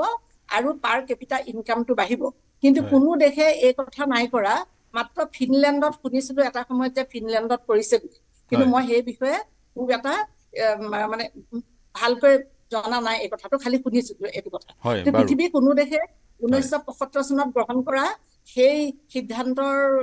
বিৰোধিতাও নকৰিলে আৰু সমৰ্থনো নকৰিলে নাৰীক মজুৰিৰ দাম নিদিলে কিন্তু আমাৰ অসমত যিটো অৰুণোদয় আঁচনি দিছে তাৰ পৰা মই টানি আনিব খুজিছোঁ অৰুণোদয় আঁচনিটো এটা বিজেপি চৰকাৰৰ ভোট কিনাৰ কৌশল আৰু অৰুণোদয় মই আপোনাৰ পইণ্টটো ল'লো গৃহিণীসকলক মজুৰি দিয়াৰ সেই বিষয়টো এটা অৱকাশ আছে আলোচনা কৰাৰ বহুতে সেই কথাৰ সমৰ্থন কৰে বহু কথাই সমৰ্থন কৰে আৰু আপুনি কৈছে অৰুণোদয় ভোট কিনাৰ বিজেপিৰ এক কৌশল মই সেই পইণ্টটো ল'লো কিন্তু খুৰাৰ সন্দৰ্ভত আপোনাৰ পৰা মন্তব্য ল'ব বিচাৰিম সম্পৰ্কত এইটো কথা যে মই নিজে যোৰহাটত থাকোঁতে তাত সুৰাৰ দোকানবিলাক আমি ভাঙাৰ এটা সিদ্ধান্ত লৈ ভাঙিছিলো। পুলিচেও এৰেষ্ট কৰিছিলে আমাক, আৰু যিবিলাকৰ সুৰাৰ দোকান আছিলে তেওঁলোকে দালাল লগাই পেলাই আমাক বহুত ভয় ভ্ৰান্তি খুৱাইছিলে। কিন্তু এটা বাইদেউ এই জনজাগৰণ লাইচেন্স অনুজ্ঞাপত্ৰ থকা সুৰাৰ দোকান ভঙাটো বেআইনী হ'ব নহয় জানো? আমি সজাগতা বৃদ্ধি কৰিব লাগিব। আমি চৰকাৰ স্বীকৃত মদ ব্যৱসায় বাতিলকৰণৰ বিৰুদ্ধে প্ৰয়াত সুচিত্ৰা বাইদেউক লগ লাগি আমি এটা ডাঙৰ সংগঠন কৰি অসমৰ সকলো ঠাইতে চহী সংগ্ৰহ কৰিছিলো। কৰি আমি সেই সময়ৰ মুখ্যমন্ত্ৰী ডাঙৰীয়াৰ ওচৰলৈও গৈছিলো। কিন্তু এইটো সকলো মানুহ যেতিয়ালৈকে মোৰ বোধেৰে সকলো মানুহ যেতিয়ালৈকে ওলাই আহি এই ঘৰুৱা হিংসা আৰু ধৰ্ষণ হত্যা এইবিলাকৰ বিপৰীতে যদি মদৰ বিৰুদ্ধে লাগিবৰ কাৰণে সকলো মানুহ যদি ওলাই নাহে, তেতিয়াহ'লে এটা দল বা সংগঠনে একো কৰিব নোৱাৰে। আমি চৰকাৰক আপোনালোকৰ চেনেলৰ যোগেদি অনুৰোধ নহয়, এইটো দাবী জনাইছো যাতে চৰকাৰ স্বীকৃত মদ ব্যৱসায় বাতিলকৰণৰ যিবিলাক স্বীকৃতপ্ৰাপ্ত মদৰ দোকান আছে সেইবোৰ অনতিপলমে বাতিল কৰিব লাগে, আৰু মদ ব্যৱসায়ৰ যোগেদি যি ৰাজহ তোলাৰ যি কৌশল, এই কৌশল বন্ধ কৰিব লাগে। তাৰ সমান্তৰালে সজাগতাৰ প্ৰয়োজন হ'ব, যুৱ প্ৰজন্মৰ মাজত সজাগতা বৃদ্ধি কৰিব লাগিব। সজাগতা বৃদ্ধি কৰিব লাগিব আৰু জনজাগৰণ হ'ব লাগিব। মহিলা পুৰুষ সকলো ওলাই আহিব লাগিব। ৰাজপথলৈ যেতিয়ালৈকে ওলাই নাহে চৰকাৰ বিৰোধী এই বেয়া সিদ্ধান্তটোৰ, ঘৃণনীয় সিদ্ধান্তটোৰ বিৰুদ্ধে যেতিয়ালৈকে সকলোবিলাক একত্ৰিত নহয়, ঐক্যবদ্ধ নহয়, দল সংগঠন নিৰ্বিশেষে বোলে আজি মই কংগ্ৰেছ, আজি বোলে মই বিজেপি, আজি মই CPM, এইবিলাক নহয়, সকলো একত্ৰিত হ'ব লাগিব। আৰু যদি যেতিয়ালৈকে নহয় তেতিয়ালৈকে মদ বন্ধ নহয়, আৰু যেতিয়ালৈকে মদ বন্ধ নহ'ব তেতিয়ালৈকে আমাৰ যি ছ'চিয়েল ক্ৰাইম এইবিলাকো শেষ নহ'ব, এক্সিডেণ্টটো শেষ নহ'ব, ধৰ্ষণো শেষ নহ'ব, সামাজিক অপৰাধসমূহ চলি থাকিব। মই সেই সন্দৰ্ভতে সামাজিক অপৰাধসমূহ শেষ নহ'ব। সকলোৰে আন কেইজন ৰাজনৈতিক মই ব্যক্তি সকলোকে আহ্বান জনাইছো, আপোনালোকৰ চেনেলৰ যোগেদি সকলোকে আহ্বান জনাইছো যাতে সকলো আহি সকলোবিলাক মানুহ, সকলোবিলাক দল সংগঠন সকলোবিলাক আহি যাতে ইয়াৰ বিৰুদ্ধে ঐক্যবদ্ধ সংগ্ৰাম গঢ়ি তোলে। আৰু উদাহৰণ আছে বাইদেউ, ললো মই আপোনাৰ কথাটো গ্ৰহণ কৰিলো, আৰু উদাহৰণ আছে। ভাৰতবৰ্ষত 1961 চনত বিহাৰত, গুজৰাটত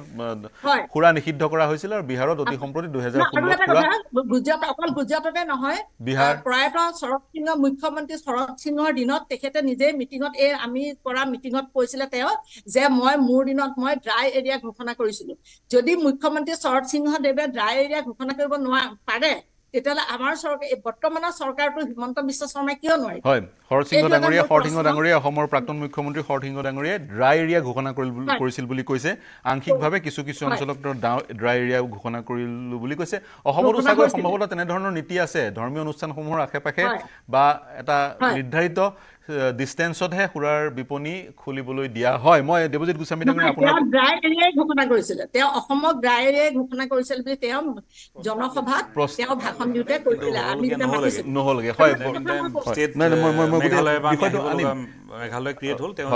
গোস্বামী ডাঙৰীয়া আপোনাৰ পৰা আৰম্ভ কৰিছো। সুৰা নিষিদ্ধকৰণ কিমান সম্ভৱ অসম সদৃশ এখন ৰাজ্য? নিষিদ্ধকৰণৰ মই বৰ বেছি পক্ষপাতি নহয়, কিয় কি আমাৰ টুৰিজম এটা ডাঙৰ ইণ্ডাষ্ট্ৰী অসমত গঢ় লৈ উঠিব বুলি মই আশা কৰোঁ। চৰকাৰে সেই দিশত আমাৰ গগৈ ডাঙৰীয়াকো মই অনুৰোধ জনাম যে টুৰিজমৰ আমাৰ সাংঘাতিক প্ৰস্পেক্ট আছে, তেওঁৰ ওচৰতে অৰুণাচল। টুৰিজমৰ পাৰ্চপেক্টিভৰ পৰা আপোনাৰ সুৰা নিষিদ্ধ কৰিলে, আৰু আমাৰ জনজাতীয় মানুহখিনি প্ৰায়ভাগ মানুহে ঘৰতে সুৰা সেৱন কৰে, তো মই এইটো বৰ বেছি, কিন্তু লিমিট কৰিব লাগিব। শিক্ষানুষ্ঠানৰ ওচৰত হওক, ধৰ্মীয় অনুষ্ঠানৰ ওচৰত হওক, এই কথাখিনি যাতে ফ'ল' কৰে যে 500 মিটাৰ দূৰত যাতে ইখন বিপণী নাহে, আৰু এজন মানুহৰ মোৰ মতে যাৰ থাকে সুৰা, তেওঁ কাৰ্ড থাকিব লাগিব, লিমিট কৰিব লাগে যে মাহত তেওঁ 1 লিটাৰহে কিনিব পাৰিব বা 2 লিটাৰহে ল'ব পাৰিব, এনেকুৱা ধৰণৰ এটা চিষ্টেম। মহাৰাষ্ট্ৰত তেনেকুৱা আছে, কাৰ্ড থাকিব, সেই কাৰ্ডখন লৈ যাব, এটা মাহত ইমানেই কিনিব পাৰিব, কাৰ্ডখন শেষ হৈ গ'লে তেওঁ নোৱাৰে, এনেকুৱা ধৰণৰ যে হয়, তেতিয়া আমি লিমিট কৰিব পাৰিম। দ্বিতীয়তে আপুনি যিটো কৈছে যে অফেন্সবিলাক বাঢ়িব, আমি যদি চাওঁ আজি অসমত আমাৰ যিটো অফেন্সৰ হাৰবিলাক বহুত বেছি। মাৰ্ডাৰৰ ক্ষেত্ৰত আপুনি যদি চাই 1 লাখ পপুলেশ্যনৰ এগেইনষ্টত আমাৰ 3.6, নেশ্যনেল এভাৰেজ 2.2, 3.6। এইটো নীতি আয়োগৰ ৰিপৰ্ট, মই বনোৱা ৰিপৰ্ট নহয়। বিহাৰ আৰু UPক আমি ভাবোঁ বহুত বেয়া এইবিলাক ক্ষেত্ৰত, কিন্তু বিহাৰৰ 2.6।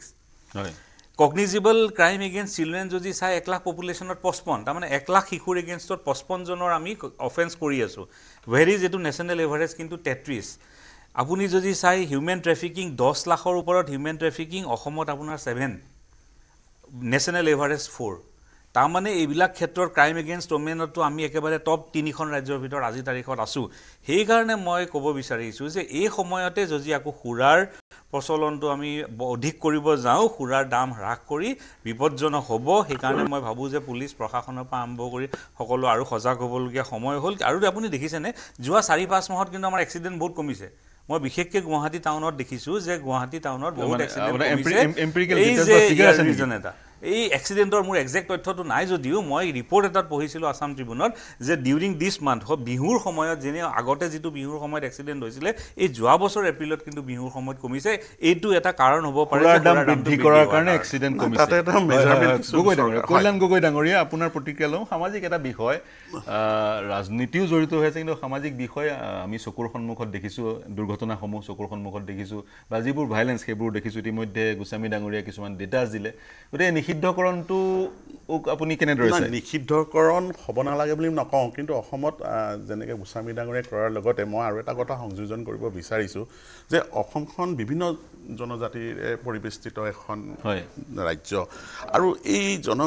জনজাতিসকলৰ মাজত বহু ৰীতি নীতি নিয়মবিলাক তেখেতলোকে লোকেলি মেড যিটো মানে ট্ৰেডৰ ব্যৱহাৰ হয় আৰু এইটো এটা চেণ্টিমেণ্টেল ৰিজনছবিলাকো থাকে গতিকে আমি সম্পূৰ্ণৰূপে নিষিদ্ধকৰণ কৰিব নোৱাৰোঁ কিন্তু কোনো চৰকাৰৰ এইটো কাম্য নহয় যে সুৰা বেছি পান কৰিব লাগে মাত্ৰাধিক পান কৰিবলৈ লাগে তাত এটা ৰেষ্ট্ৰিকশ্যন থাকিব লাগে বিভিন্ন ধৰণৰ পলিচি বিভিন্ন ষ্টেটত আছে মই ভাবোঁ অসম চৰকাৰৰ তেনেকুৱা ধৰণৰ 25 বছৰ ইমপ্লিমেণ্ট কৰিব পাৰে নকৰা নহয় কিন্তু কিয় কাৰণে সুৰাৰ বিপণী বাঢ়িছে বাইদেউ সন্মান সহকাৰে বাইদেউৰ কেইটামান কথাও মই উত্তৰ দিম যে কি হৈছে যে অবৈধভাৱে সুৰাৰ যিটো মানে ব্যৱসায় মানে যিটো সুৰা বনোৱাৰ যিটো মানে বিভিন্ন জনত বিভিন্ন ধৰণৰ স্থানবিলাকত দেখা পোৱা যায় আৰু ইয়াৰ ফলত কি হৈছে বহু সময়ত বহুত ঘটনাও ঘটিছে ট্ৰেজেডি হৈছে কিন্তু ইফ ইউ কম্পেয়াৰ উইথ চাম অফ দি আদাৰ ষ্টেটছ কিন্তু অসমত পোষ্ট ট্ৰেজেডিটো অকণমান কম যদিও চাহ বাগিচা অধ্যুষিত অঞ্চলত মাজে মাজে এটা দুটা ঘটনা ঘটিছে তেনেকুৱা ধৰণৰ এইবিলাক মানে এই যিবোৰ লিকেজবিলাক মাৰিবৰ কাৰণে এইবিলাক লিকেজ কাৰণ সেইবিলাকৰ পৰাও এটা ৰেভিনিউ এটা জেনেৰেট হৈ থাকে সেইটো জেনেৰেট কিন্তু ৰেভিনিউটো চৰকাৰ ঘৰত নাহে মই কোৱা নাই যে সুৰাৰ বিপণী দি পেলাই চৰকাৰে ৰেভিনিউ বঢ়াব লাগে কিন্তু মই ভাবোঁ যে লিগেলাইজ কৰিব লাগে কিছুমান বেহা যিবোৰ অবৈধ হৈ আছে যাৰ ফলত প্ৰাণনাশ হয় বা মানুহৰ স্বাস্থ্যৰ কাৰণেও হানিকাৰক গতিকে তাৰ উপৰিও কি হৈছে ক'ৰবাত কি হৈছে মানে পপুলেশ্যন যিটো বাঢ়ি গৈ আছে মানুহৰ সুৰাৰ প্ৰতি এটা যেনেকৈ ধৰণকে আমাৰ গোস্বামী ডাঙৰীয়াই কৰিছে পৌৰাণিক কালৰ পৰাই সুৰা কিয় গ্ৰহণ কৰে কেতিয়াবা আনন্দ উৎসৱৰ কাৰণেও গ্ৰহণ কৰে কেতিয়াবা দেখিবলৈ পোৱা যায় স্বাস্থ্যৰ কাৰণেও কেতিয়াবা মানুহৰ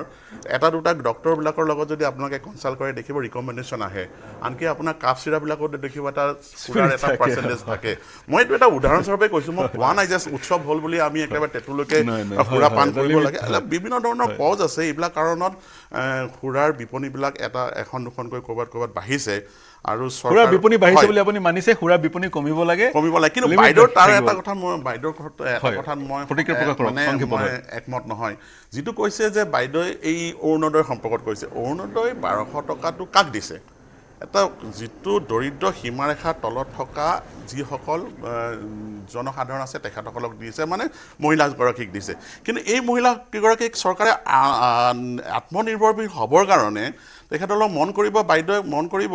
যে আত্মসহায়ক গোট গঠন কৰিবলৈ উৎসাহ যোগাইছে এই আত্মসহায়ক গোটবিলাকক তেখেতে বিভিন্ন ধৰণৰ প্ৰশিক্ষণ দিছে হাঁহ কুকুৰা পালন কৰিবৰ কাৰণে গাহৰি পালন কৰিবৰ কাৰণে গতিকে জীৱিকা নিৰ্ধাৰণ কৰিবৰ কাৰণে চৰকাৰে উৎসাহ যোগাইছে গতিকে অকল নহয় যে তেখেতলোক কৰ্মবিমুখ হ'ব এই অৰুণোদয় আঁচনিখন মহিলাসকলৰ মাজত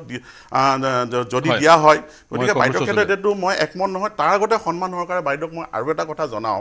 যে স্কুলবিলাক কিয় কমাব লগা হৈছে এমেলগেমেট কৰিব লগা হৈছে যে এনৰলমেণ্ট একদম কম চৰকাৰী বিদ্যালয়বিলাকক এনৰলমেণ্টবিলাক কম তাৰ কাৰণে বিভিন্ন ধৰণৰ তাত হয়তো হেৰি আছে ক্ৰিয়া আছে প্ৰতিক্ৰিয়া আছে কিন্তু মই ভাবোঁ এই কাৰণে চৰকাৰে এমেলগেট কৰিব লগা হৈছে বাইদেউ ইয়াত এইটো নহয় যে সুৰাৰ সংখ্যা যেনেকৈ কমাইছে দাম কমাইছে চৰকাৰে সেই হিচাপত এটা প্ৰসংগ জনকল্যাণমুখী এখন দেশ হিচাপে তেওঁ এটা কথা কৈছে স্কুলখনত যদি এজনো ছাত্ৰ থাকে তেওঁক শিক্ষা প্ৰদান কৰাটো চৰকাৰখনৰ কৰ্তব্য এতিয়া স্কুল কমাইছে স্কুলৰ সংখ্যা হ্ৰাস পাইছে সুৰাৰ বিপণীৰ সংখ্যা বৃদ্ধি পাইছে তেওঁৰ সেইটো পইণ্ট সংক্ষেপত 10 ছেকেণ্ডত গোস্বামী ডাঙৰীয়া গগৈ ডাঙৰীয়া ক'লে যে BPL মানুহখিনিক আমি ওপৰলৈ আনিবৰ কাৰণে আমি অৰুণোদয় আঁচনি দিছোঁ। এতিয়া লগতে নহয় তাৰ লগতে কৈছোঁ আত্মসহায়ক গোটৰ গঠন কৰিবলৈ কৈছোঁ আমি ট্ৰেইনিং দিছোঁ। এতিয়া মই বিচাৰিছোঁ যিহেতু ৰাজকোষৰ বহু হাজাৰ কোটি টকা অৰুণোদয় আঁচনিৰ নামত গ'ল, 3টা বছৰ হ'ল, এতিয়া আমি এটা ছাৰ্ভে এণ্ড টাৰ্ম বা মিড টাৰ্ম এটা ছাৰ্ভে কৰি পেলাই ওলাব পাৰোঁ নেকি যে এই 1250 টকা দিয়াৰ ফলত কিমান হাজাৰ মানুহক আমি BPLৰ পৰা APL বনাব পাৰিলোঁ। যদি আমি পাৰিছোঁ তেতিয়াহে আমাৰ ফল। অৰ্থাৎ আমি যি আঁচনি গ্ৰহণ কৰিছোঁ সেই আঁচনিৰ দ্বাৰা সঁচাকৈ লাভান্বিত হৈছে নে কিন্তু BPLৰ পৰা তাতকৈ ওপৰত উৰ্ধত আহিব BPLৰ পৰা এব পভাৰ্টি বিভিন্ন আঁচনিৰ দ্বাৰা। হয় হয়, মই শৰ্মা ডাঙৰীয়া আপোনাৰ প্ৰতিক্ৰিয়া ল'ম।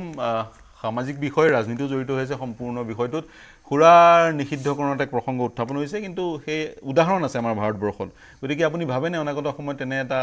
তেনে এক অৱকাশ অসমৰ কাৰণেও আহিব বা কি প্ৰতিক্ৰিয়া প্ৰকাশ কৰিব? সেইটোতো চৰকাৰ, বৰ্তমান চৰকাৰ বা আহিবলগীয়া চৰকাৰৰ এটা বিষয় হয়, কিন্তু মূল কথাটো ইয়াতে আহিছে যে ৰেভিনিউটো। এতিয়া মই কওঁ যে এই চৰকাৰৰ ৰেভিনিউত মিছমেনেজমেণ্ট আপুনি চায়। নমামি ব্ৰহ্মপুত্ৰ, নমামি বৰাক, ভাইব্ৰেণ্ট আছাম, কেইহাজাৰ কোটি টকা ষ্টেট টেক্স পেয়াৰৰ খৰচ হ'ল, তাৰ পৰা কি লাভ হ'ল এইখন ষ্টেটৰ? আপুনি চাওক ফিনেন্সিয়েল মিছমেনেজমেণ্ট এইখন চৰকাৰ, কেন্দ্ৰীয় চৰকাৰে কওক বা আমাৰ ষ্টেট চৰকাৰে কওক। আপোনাক মই এটা উদাহৰণ দিওঁ যে 14ৰ পৰা 24লৈ কেন্দ্ৰীয় চৰকাৰে 22,000 কোটি টকা খৰচ কৰিছে অকল পাব্লিচিটিৰ নামত। কিহৰ কাৰণে? নৰেন্দ্ৰ মোদীৰ চেহেৰাটো প্ৰত্যেকটো ঠাইত লাগিব। এই চৰকাৰে যোৱা 3 বছৰত প্ৰতি বছৰে, আমাৰ ৰাজ্য চৰকাৰে যোৱা 3 বছৰত প্ৰতি বছৰে 200 কোটি টকাকৈ খৰচ কৰিছে। কিয়? আমাৰ মুখ্যমন্ত্ৰীৰ মহান মুখ্যমন্ত্ৰীজনৰ মুখখন গোটেই ষ্টেটৰ মানুহে দেখা পাব লাগিব। আপুনি চাওক, এটা ফ্লাইঅভাৰ ইনগ্ৰেট কৰাৰ নামত 45 লাখ টকাৰ বাজেট এইখন চৰকাৰে খৰচ কৰে। কেইটামান আপোনাৰ এপইণ্টমেণ্ট লেটাৰ বিলোৱাৰ নামত, যিটো কাম আগতে পোষ্টেল ডিপাৰ্টমেণ্টে কৰিছিল, এইখন চৰকাৰে কোটি কোটি টকা খৰচ কৰে পেণ্ডেলটোৰ নামত, পাব্লিচিটিৰ নামত। মিছমেনেজমেণ্টৰ কথা কয়। এতিয়া আৰু এটা কথা চাওক যে এই কেন্দ্ৰীয় চৰকাৰৰ আপোনাৰ নীতিৰ বাবে, যেনে ডিমনিটাইজেশ্যনৰ কাৰণে কি হ'ল, ষ্ট্ৰেইটৱে মই বহুত সময় নাপাম সেইকাৰণে ফটকৈ কৈছোঁ, ডিমনিটাইজেশ্যন কৰাৰ লগে লগে প্ৰায় 36 লাখ ডিমনিটাইজেশ্যন আৰু তাৰ পিছত ভুলকৈ ইমপ্লিমেণ্ট কৰা GSTৰ বাবে প্ৰায় 36 লাখ স্মল ছেক্টৰৰ ইউনিট বন্ধ হ'ল। আমাৰ দেশৰ মেনুফেকচাৰিঙৰ অৱস্থাটো আজি এইটো যে 7% তলত, যিটো 14ৰ তুলনা কৰা হয় মেনুফেকচাৰিং। তাৰ কাৰণে কি হৈছে, যিটো চাইনাই আমাৰ দেশত এটা সময়ত $22 মিলিয়ন আপোনাৰ ছাপ্লাই কৰিছিল, আজি $200 মিলিয়ন ছাপ্লাই কৰে। আমি ডিপেণ্ডেণ্ট হৈ গৈ আছোঁ চাইনাৰ ওপৰত। মেনুফেকচাৰিং ছেক্টৰত আমাৰ মানুহৰ ইনভেষ্টমেণ্ট নাই বা তাত ডিটৰিয়েট কৰিছে। এমপ্লয়মেণ্টৰ অৱস্থাটো অসমত ক'ত ৰেভিনিউ জেনেৰেশ্যন ইম্প্ৰুভ কৰিব পৰা যায় আপোনাৰ দৃষ্টিত? মই এৰিব লাগিব আপোনাক। এতিয়া চাওক, অসমত যদি ৰেভিনিউ জেনেৰেট ইম্প্ৰুভ কৰিব লাগিব, তেতিয়াহ'লে কিন্তু আমাৰ ইয়াত ইণ্ডাষ্ট্ৰিয়েলাইজেশ্যনৰ এটা নতুন পলিচি ল'ব লাগিব। এই লুকিছ হেনটেন ছেমিকণ্ডাক্টৰ প্ৰজেক্টে ৰেভিনিউ জেনেৰেট কৰিব। ছেমিকণ্ডাক্টৰ প্ৰজেক্টে কিমান ৰেভিনিউ জেনেৰেট কৰিব সেইটোতো আহিবলগীয়া দিনত ক'ব। কিমান এমপ্লয়মেণ্ট জেনেৰেট কৰিব আহিবলগীয়া দিনত ক'ব। সেইটোতো আমি ছেমিকণ্ডাক্টৰ আনাৰ কাৰণে প্ৰশংসা কৰিব নাই। নাই, কিয় আছে? এটা চৰকাৰৰ দায়িত্ব নহয় জানো? এটা চৰকাৰৰ দায়িত্ব নহয় জানো? অকল সেইটোৰ কাৰণে প্ৰশংসা কৰি বাহবা বিচাৰিছে, আমি কৈছোঁ ঠিক আছে। নাই, কিয় প্ৰশংসা কৰা কথাটো অহা নাই? কিয় নকৰিব? এইটোতো তেওঁ চৰকাৰৰ এটা দায়িত্ব। কিন্তু আপোনালোকে বাকী কিমান ঠাইত এই গোটেই অসমখনক দুৰ্যোগত ভোগাইছে? আপোনালোকৰ ডেভেলপমেণ্টেল স্কিমৰ কথা কয়, ডেভেলপমেণ্ট ক'ত? ৱেলফেয়াৰটো ডেভেলপমেণ্ট হ'ব নোৱাৰে। কেনেকৈ দেখা পাম আমি?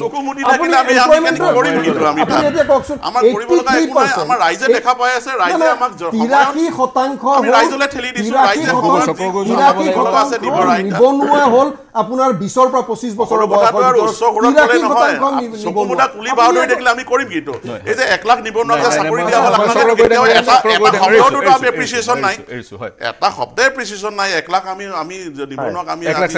চক্ৰগৈ ডাঙৰীয়া,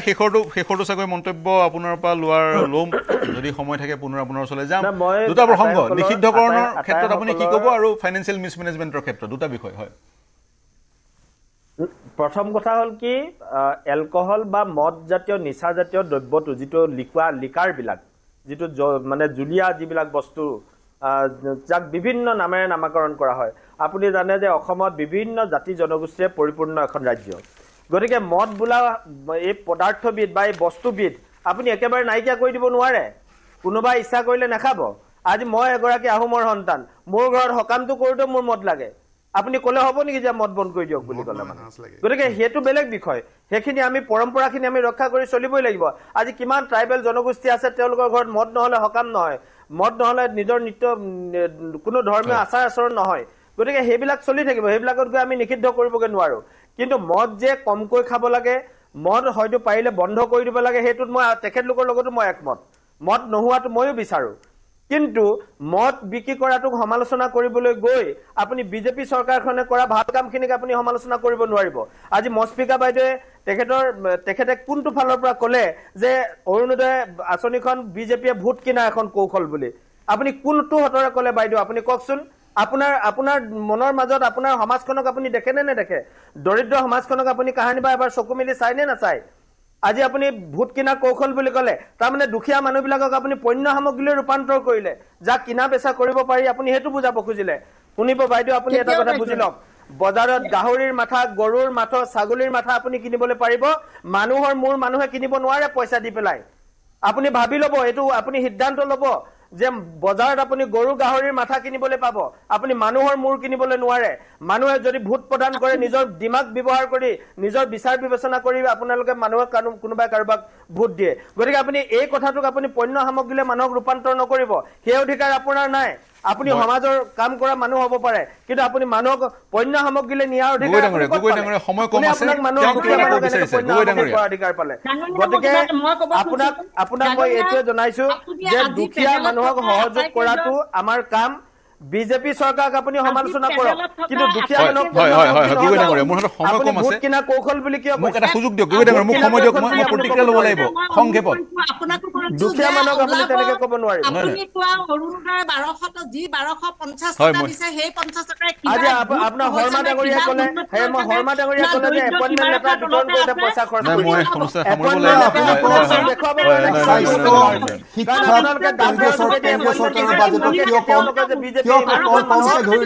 কৰিছে।